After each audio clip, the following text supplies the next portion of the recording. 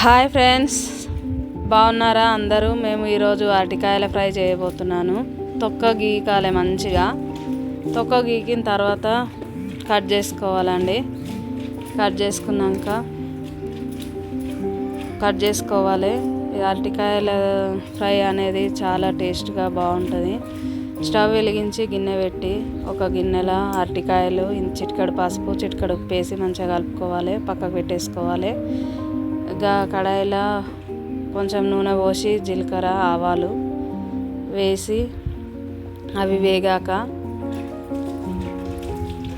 వేగి మంచిగా పచ్చివాసన వేదాకా వేగాలండి. వేగిన తర్వాత దాంట్లోనే మినుములు వేయాలి.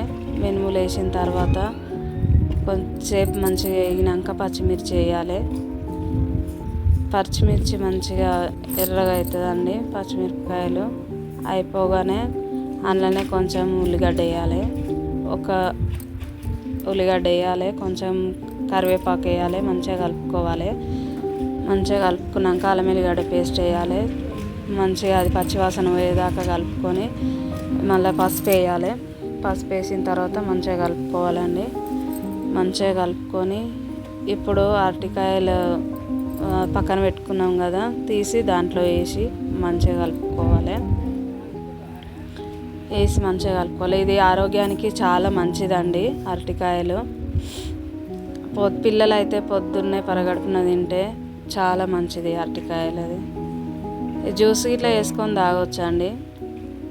నేనైతే ఫ్రైలాగా చేస్తున్నా. దాంట్లో కొంచెం తగినంత ఉప్పు కారం వేసుకొని కరివేపాకు కొత్తిమీర పుదీనా వేసి మంచిగా కలుపుకోవాలి. మీకు నచ్చినట్టయితే సబ్స్క్రైబ్